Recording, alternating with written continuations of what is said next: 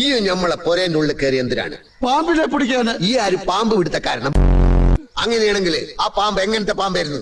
എങ്ങനത്തെ പാമ്പെന്ന് ചോദിച്ചാൽ തലയും പാലും ഉള്ള പാമ്പായിരുന്നു. അല്ലാണ്ട് പിന്നെ കൊമ്പും കാലുള്ള പാമ്പിനെ ഇനി കണ്ടിട്ടുണ്ടോ?